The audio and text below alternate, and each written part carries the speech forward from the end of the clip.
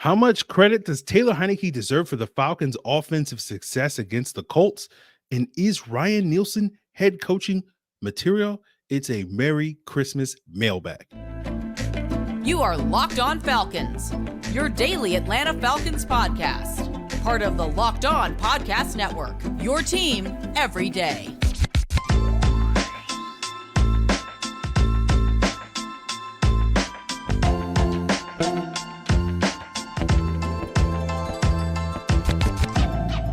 Welcome back, everyone, to another illustrious episode of the Locked On Falcons podcast, your daily Atlanta Falcons podcast, part of Locked On Sports Atlanta, your team every day. And today's episode is brought to you by GameTime.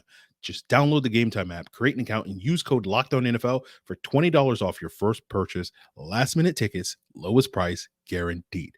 And guys, if you don't know me, I'm your very humble host of this illustrious podcast, Aaron Freeman. Been covering the Falcons for far too long at falcfans.com, RIP.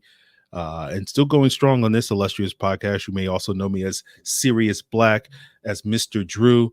You know, my friends call me Negative Nancy. You can call me Mr. Drew, though. But you can become one of my friends by becoming an everydayer of this podcast. And especially for those of you that have decided that you've had enough of your family on Christmas, or the day after Christmas, and you want to get away whenever you're checking out this episode and checking us out as an everydayer. And all you got to do to become an everydayer, subscribe or follow for free on YouTube or wherever you listen to podcasts. So today's episode is a Q&A. We love to do these on the holiday episodes like we did on Black Friday.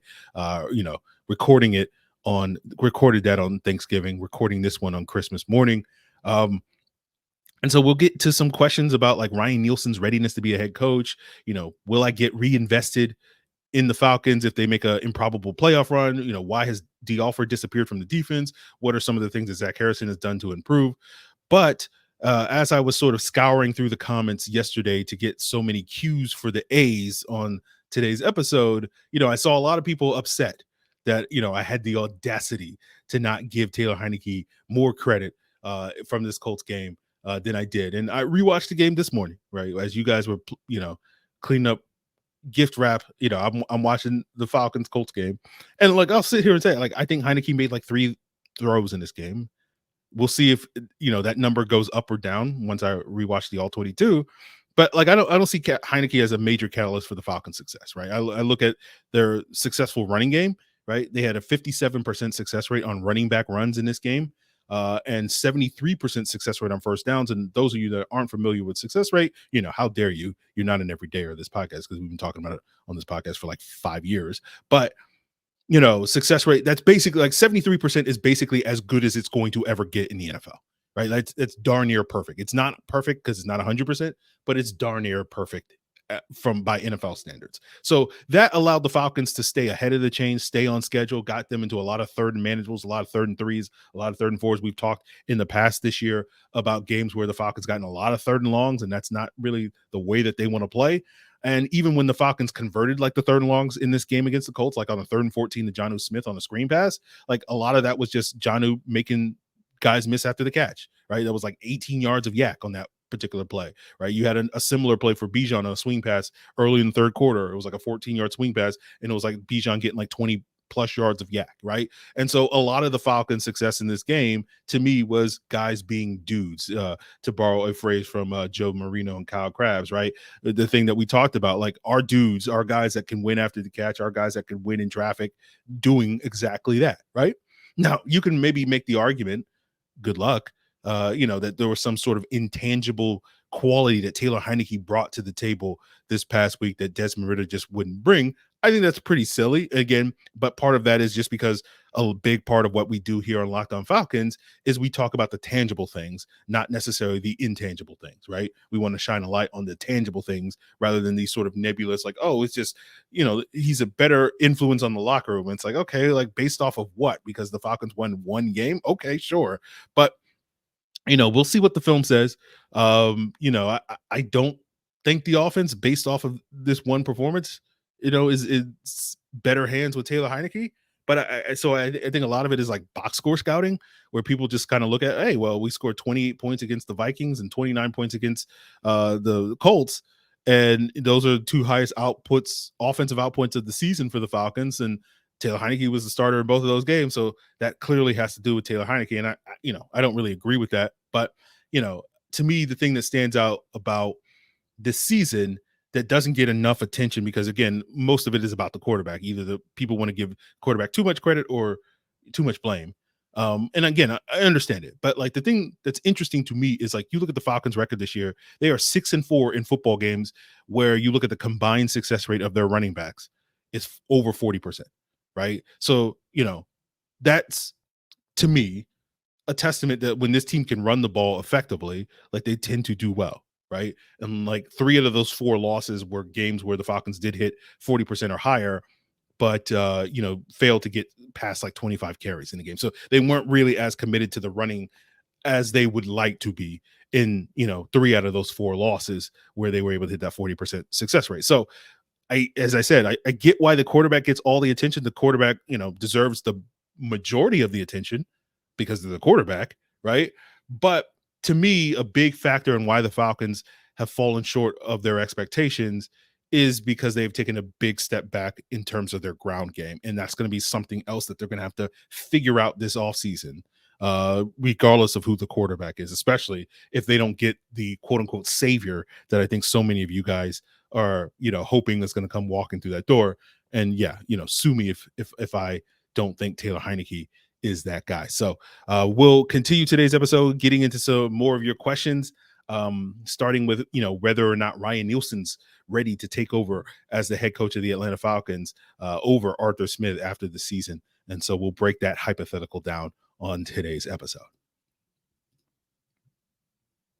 Now, guys, the weather is getting colder, but the NFL offers at FanDuel stay hot. FanDuel, of course, is America's #1 sportsbook. And right now, new customers get $150 in bonus bets with a winning $5 money line bet. That's $150 if your team wins. And if you've been thinking about joining FanDuel, there's no better time to get in on the action. The app is easy to use. There are a wide range of betting options, including spreads, player props, over-unders, so much more. If you want to bet this upcoming spread between the Falcons and Bears, the Bears are 3-point favorites as of today. So if you want to take up that action, head over to fanduel.com/lockedon and you can stay warm and cozy with all of their offers this winter. FanDuel is an official partner of the NFL.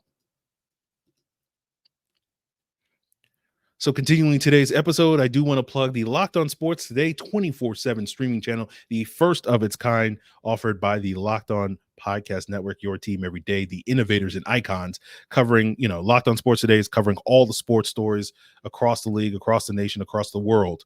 So check out Locked On Sports Today 24/7 streaming channel. And if you want, more of a local fare, then Locked On Sports Atlanta has you covered with their 24/7 streaming channel as well. So our next question, or first question, comes from ATL Jet Jones 11. He asks, if Arthur Smith gets fired, do you believe Ryan Nielsen is ready to be a head coach? So let me reiterate the point I said on yesterday's episode. If you guys missed it, I don't think Arthur Smith is going to get fired.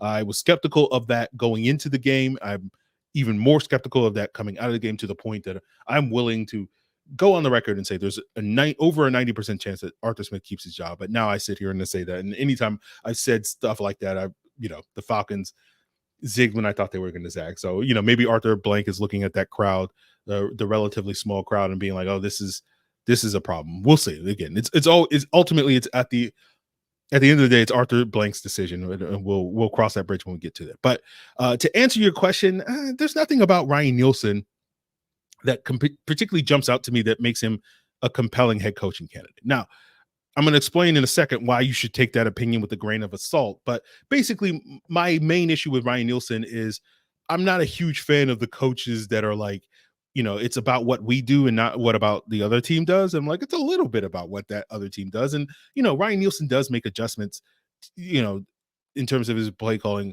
depending on the opponent. But, that sort of mentality is so, to me, reminiscent of sort of the classic defensive minded head coaches, sort of like it's all about us, not about them. And it's no different than Mike Smith or Dan Quinn in a lot of ways. And both of those guys won more games in the NFL. So it's not to sit here and say like Ryan Nielsen isn't, couldn't be a good coach in the NFL, a good head coach in the NFL, but it doesn't really move the needle for me. And I think a lot of it is just people saying like, hey, the defense is playing better. So clearly that guy's the more qualified person to be the head coach than the guy who's running the offense, which, again, that's an overly simplified way of looking at things, and is not a worldview that I typically adhere to. But I'm going to reiterate the reason why you should take all of what I just said with a grain of salt is reiterating the point I made, I think, on the Black Friday Q&A about we know next to nothing about who's going to be a good head coach, right? It's the notion of people think they're making educated guesses on who's going to be the next great head coach, looking at all these coordinators and whatnot. But to me, it's not an educated guess. It's just a guess, right? And I compared it to drafting players and projecting players from, the college game to the NFL. Like, you can look at a wide receiver and say, okay, can you beat press coverage? Can you separate? Can you run routes? Can you win contested catches? Those are all the skill sets you need as a wide receiver at college. Those are all the skill sets you need as a wide receiver at the NFL. So you can make an educated guess. It's still a guess because you never know. But you can make an educated guess projecting a college receiver to the NFL receiver. You do that all the time with the draft. You can't really do that with coordinators and head coaches, because the purview of a coordinator or the purview of any assistant coach is very different from the purview of a head coach, right? You have to deal with all 53 players. You got to manage the roster. You got to manage the salary cap. You got to manage the media. You got to manage the owner. Like, those are not things that you have to do as a coordinator or assistant coach. You just have to sort of manage like 5 players a lot of times, really. And so, like, you're there's not really, and then when you ask, like, okay, what does it take to be a successful head coach in the NFL? It's like, I don't know. Like, it's sort of, again, those sort of nebulous, sort of intangible things of like organization and leadership and motivation. It's like, what exactly did this person do as a coordinator that allows you to say, oh, he can definitely do this as a head coach? Nothing really. And so, like, that was kind of the point I was making. And like, I'll use another example. Like, you look at like Kevin O'Connell, right? Kevin O'Connell was a play caller for one season as the interim play caller for the Washington team in 2019 after Jay Gruden got fired, right? And he became the play caller and worked with Dwayne Haskins during that time. Then after that, he went to the Rams and was the OC there, but Sean McVay was calling the plays, so he wasn't really calling the plays. And so when he got the job in Minnesota, he's like, I'm going to call the plays. And it's like, okay, well, we don't really know what Kevin O'Connell's offense looks like, because what it looks like with Kirk Cousins in Minnesota with Justin Jefferson and all those guys is very different from probably what that offense looked like in 2019 with Dwayne Haskins and whoever was there, was Terry McLaurin there? That might've been his rookie year or something like that. So like, like, it's very different. And then you couple that with like all the issues that Kevin O'Connell's had to deal with as an NFL head coach this year. Kirk Cousins getting hurt, Justin Jefferson getting hurt, all these various things, the whole Josh Dobbs situation. Like, nothing he did as a coordinator prepared him for that. Nothing he did as a coordinator made you feel like, oh, when this coach inevitably has to deal with this sort of weird, wonky adversity that, we've seen a lot of across the league, this year, last year, all the time, we know he's going to be able to handle that because he did X, Y, and Z as a court. Like, you don't know those things. That's what I mean, where I just like, I think people spend a lot of time talking about things that they don't really know what they're talking about, especially in, I think, coaches and sort of being like, who's a good coach? And so, that's going to inform to me somewhat, when we get to the end of this year, and if Arthur Smith does keep his job, as I'm thinking he will, like, it's going to cause me to be less harsh on that decision than probably other people, because I think other people are utterly convinced that some candidate that's available this offseason is a upgrade over Arthur Smith. And me, I'm just like, we don't really know that. Maybe he is, maybe he's not. Who knows at this point in time? And that's going to lead to, I think, a lot more people being upset that the Falcons are keeping Arthur Smith. And like, while I'll probably be critical of that decision and will outline the reasons, it's not going to be a decision that I'm going to be sitting here lingered and still butthurt about, 3 months from now, 6 months from now, like other people are going to be. And it's just going to be like, okay, it is what it is. We'll see if it works out for the Falcons, but we're just going to keep moving on and surging ahead and living in the present and for the future here on Locked On Falcons, as opposed to everybody else. But that will be a conversation in January potentially. So we'll see what comes with that. And of course, if they do decide to move on from Arthur Smith, then when we get to the inevitable questions of, hey, Aaron, who do you think they should hire as the new head coach? I'm just gonna like, I don't really care, right? I don't really have a horse in the race, because I don't, unlike a lot of people, I don't pretend to think that any sort of inkling I have, whether it's about Ryan Nielsen or Ben Johnson or Raheem Morris or whatever, is a particular, like, the only person I said Raheem Morris. No, I'm rambling. for a second, but like he's the only person I'm like, I've seen him be a head coach multiple times. And so like I know, like, he's much more of an educated guess than anybody else would be, than Ben Johnson would be, and for that reason, like when people ask me like, who do you think will be a good head coach? I'll be like, I think Raheem Morris would be a good head coach. Is that me saying that the Falcons should hire Raheem Morris if they move on from Arthur Smith? No, but I'm sitting here going like, basically the only person that I have a quasi-informed opinion about as a head coach is Raheem Morris. And so for that reason, I'm like, I think he'll be a good head coach. Whether that's here in Atlanta or elsewhere is inconsequential to me. But like other than that, I don't have a strong take. So again, we'll cross that bridge when we get to it. We still have more to talk about on today's episode on whether or not it's possible to get reinvested in this Falcon season if they somehow manage to make the playoffs, as well as where has Dee Alford gone and some of the things that Zack Harrison has done in recent weeks to improve his play. And we'll break that down to wrap up today's Locked On Falcons.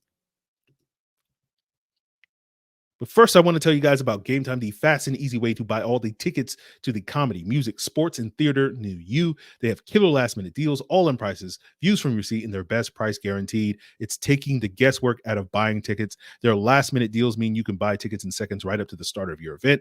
The all-in prices means you're not going to get hit with hidden fees. Their views from the seat mean, you can see the view before you buy from your seat, so you know exactly what to expect when you arrive. And their game time guarantee means you'll always get the best price. If you find tickets in the same section and row for less, they'll credit you 110% the difference. Take the guesswork out of buying tickets with Game Time by downloading the Game Time app, create an account, and use code LOCKEDONNFL for $20 off your first purchase. Terms apply, but again, create an account and redeem code LOCKEDONNFL for $20 off.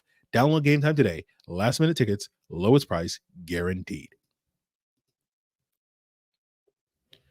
So tomorrow's episode, of course, will be an all 22 review. We'll get back to it on that front. And, I'll give you the lowdown on Taylor Heinicke. I'll probably talk about the offensive line. We'll talk about the defense. We'll figure it out, right? But, there'll be another opportunity. Those Q&As, those all 22 views are also our normal sort of Q&A day. So if you guys have additional questions that you want to ask, of course, you can respond in the comments below. You can hit me up via email at lockedonfalcons@mail.com. Hit me up on Locked On Falcons on Twitter, Falc fans on Threads, or in the Locked On Falcons Discord, the link in the description below. And if if you're a Locked On Falcons insider and you not only want to get priority for some future Q&As, that's one of the perks. You get that one-on-one access with me. It's basically like, texting me whenever you want, getting updates on the team. You often get those updates hours before episodes drop. So you get my thoughts on things immediately after they happen, as opposed to waiting 6 hours before a full podcast. And you also get the extended all 22 review, where in high definition, crisp HD, you get my video analysis on some of the plays and more of the plays that we don't talk about on the regular version of the all 22 review. And so you can get access to that by becoming a Locked On Falcons insider by joining the link in the description below. That's at joinsubtext.com/LockedOnFalcons. You get a 14-day free trial, so you can get the final extended all 22 reviews for free, these next two.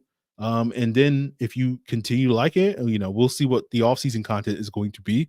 But then it's going to be $4.99 a month after that. It's a great value if you ask me. So check that out if you're into it. But that being said, let's answer Jamal Martin 169's question from a comment. He says, "Hey, Aaron, what's up? I'm happy the Falcons finally got a win as a lifetime fan, LOL.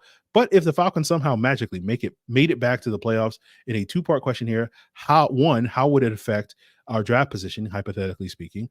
And two, for that playoff game, would you be invested again, LOL?" So, I love it when people just treat me like Falcons Google. I don't mind. Where it's like I could ask Aaron this question and wait 3 days for him to answer it on a future Q&A, or I could just Google this and get my answer in 3 minutes.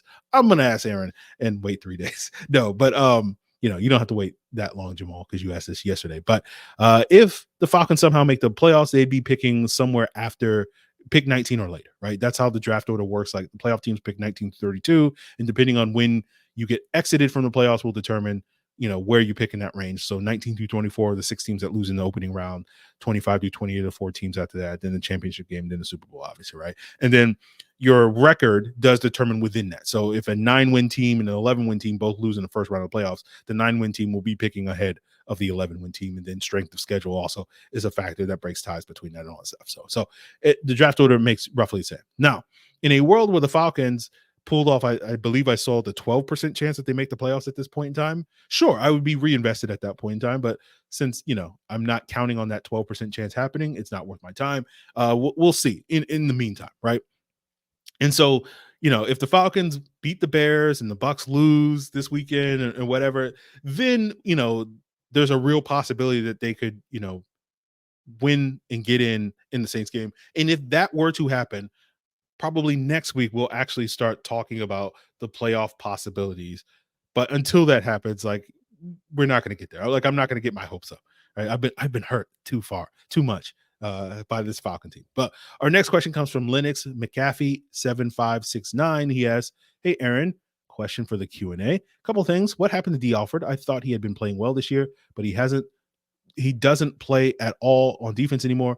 Also, do you think center should be a priority this offseason? I feel like guys like Vita Vea and Derek Brown in our division, we need bigger guy to anchor the offensive line." So, Alford hasn't gotten any snaps as far as I'm aware of on defense the last 2 weeks, working solely on special teams.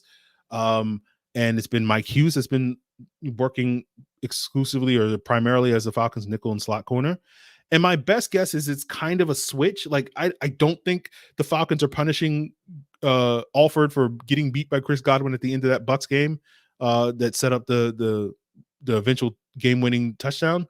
I'm just assuming that this is kind of why Mike Hughes was the primary punt returner for most of the season, because the Falcons don't want their punt return guy and their nickel cornerback to be the same guy. And I think it's due to like fatigue issues, right? There have been various points in the season where, like, when they were rotating their nickels, like the series where Alford was the nickel, he also wasn't the punt returner if the Falcons had forced a punt on that series. So, and so I think that's really the issue. So I think the Falcons made the decision that the way that Dee Alford, especially given how well he played as a punt returner in that Bucks game, the way that he can help the team the most moving forward is as the punt returner. And they perceived very little drop off from Dee Alford to Mike Hughes as a nickel spot. And to Mike Hughes' credit, he's been okay the last 2 games compared to previous weeks. But I don't necessarily agree with that. So we'll see. But that to me is my best guess for why Dee Alford has kind of disappeared the last couple of weeks. And our final question. Oh no, let me answer your other question. I'm sorry. Should we upgrade at center? I don't. Again, we'll see if Arthur Smith is back. But if Arthur Smith is back, I don't expect the Falcons to prioritize upgrading center. I think they'll run it back with Drew Dahlman for another year.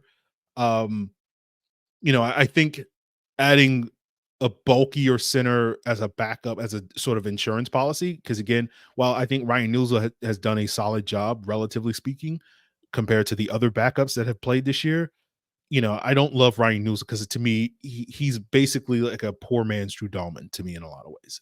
And, there are benefits to that when we can run our outside zone scheme, but not consistently.